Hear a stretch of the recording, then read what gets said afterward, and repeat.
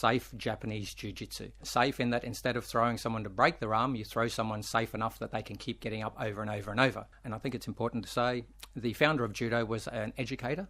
He was Jigoro Kano, founded Judo in 1882, but he founded it to make it a sport for everybody, boys, girls, men, women, older people. What do you have to do when you're in the ring? Okay, essentially it is throw someone and pin them down. For adults, there are strangles and arm lock submissions.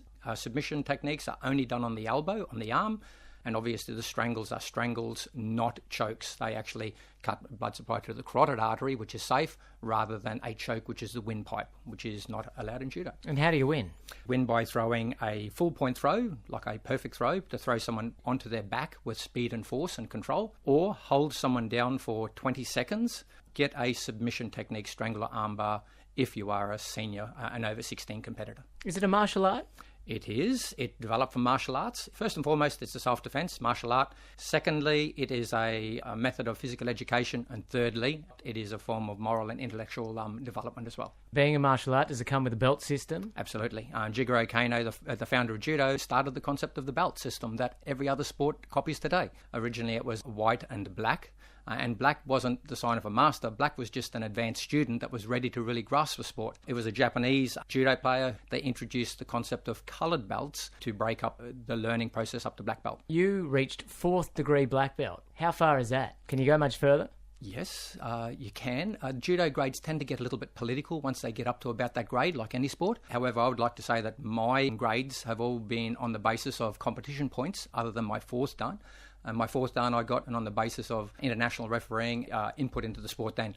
As a 4th dan, I think I will stay that way for the rest of my life. I'm quite happy to, because I joke to myself now that the judo belt just holds my judo suit together. And it's what I do on the judo mat with my students that really matters, not what belt I have. On ABC Far North, you're hearing from Judo Master Luke Ronlund. He's actually not just here to talk about what Judo is as a sport, but to also talk about a bit of a push in Far North Queensland at the moment to get more girls involved in Judo. Traditionally, it has been a male-dominated sport. Absolutely. Grappling, most of the grappling sports are very much seen as men or males or boys being able to wrestle, and it's not often seen that girls can, and in a lot of cases can do better than the boys in this area. For instance, the world titles in 1984, Australia had a silver medal and 2 bronze medalists who were all women. How does Australia compare with judo numbers, participation?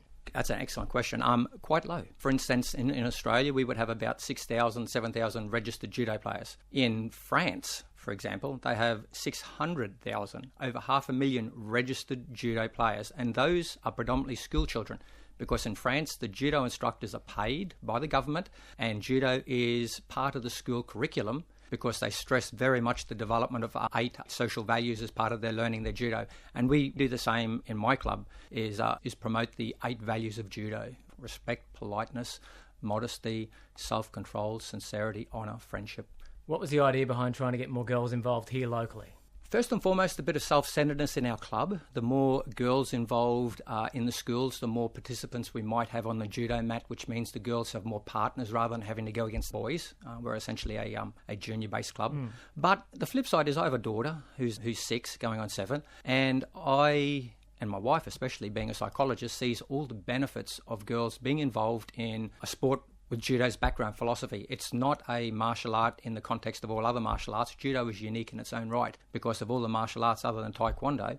It's the only one that's in the Olympics. When you think about wrestling and grappling, though, you think of young boys mucking around in the sandpit. You don't think of young girls. That's right. And when some of our girls get up against some of the boys at our judo club, they remind the boys that it's not only a male-dominated sport. Is it the kind of sport where it doesn't matter so much about power? If you've got good technique and you've got good skill, you can outpower a guy that might be stronger than you in the gym. Absolutely, within limitations, of course. But by all means, a girl who's got good technique against a boy who's equally weighted, equally sized, she will beat him. If anything, with the younger girls under 10, the girls quite regularly do better than the boys.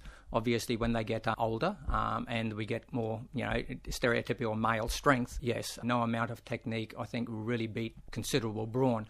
We started only 2 years ago with 0 members, and we have about 110 registered members at the moment now. 65% of those are girls. But I will say that on our judo mat, we have 50% girls and 50% boys now on our regular classes, because we build it on 4 pillars of being safe, being supportive, being inclusive, hence the gender balance, and also, most importantly, being enjoyable. It's about, in many ways, teaching people about judo is about teaching them to overcome their fear, and fear of falling in particular. Absolutely. Because you're getting thrown around a bit. Can those skills actually be transferable to the outside world? Absolutely. There's a lot of people who do dancing at the same time as judo, ballet, gymnastics. The skills with judo is very much about coordination, physical skills that translate to any other sport. Being confident in demonstrating competencies, being confident in taking leadership roles. And that translates then, like those 8 values we're talking about, over to every arena: social, at home, in school, in work. Things like friendship, politeness, respect, they cross all boundaries. They're lifelong skills to gain. Absolutely.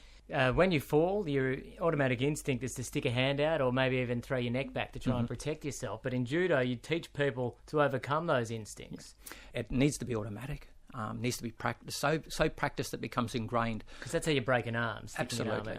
Whereas in judo, if they fall and they learn, they actually slap the mat or slap the ground an instant after the body, about the same time as the body impacts the side, then nothing will be broken. Certainly bruises if you landed on concrete, but there isn't that point of impact. Those skills also are transferable to later life, because if you want to ride a motorbike or a horse or a bull or anything that might involve falling off, you can tell the story yourself. You've been doing judo for so long now that those skills have actually helped you not injure yourself terribly in a fall. Absolutely. Motorbike-wise, I went, as a ringer out west, I went sailing over a set of handlebars on the motorbike when I was running fences.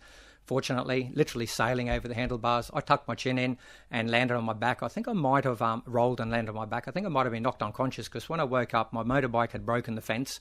And the worst thing about being a bit injured is fixing the fence, that I just broken myself. Exactly. But had I broken my leg or had a serious injury then, which was absolutely the case when I was flying through the air like Superman, literally over the handlebars, I knew I was in trouble. If I'd have broken my leg on a 1,200 square kilometre property in the middle of nowhere, it could literally have been life and death. But I laugh about it now. At the same time, I was bull riding for a while. Because of my knee injury, I took up bull riding. Crazy that it might seem, but at least riding a bull, my knee wasn't hindering me, and it was another sport that I could do on an even keel with other people. I never got injured once bull riding. From falling off, obviously injured from the bulls if they come back on me, but when it comes to falling, yes, I never had any shoulder, arm injuries. Knew that even when I was spinning through the air, I didn't know where I was, but I was breathing out slowly, waiting for the impact with my chest, chin tucked in. And yes, I never got injured once falling off, and I would credit that to judo. Okay, here we go, bull rider Luke Ronlund. Unfortunately, he goes down inside the 8-second time.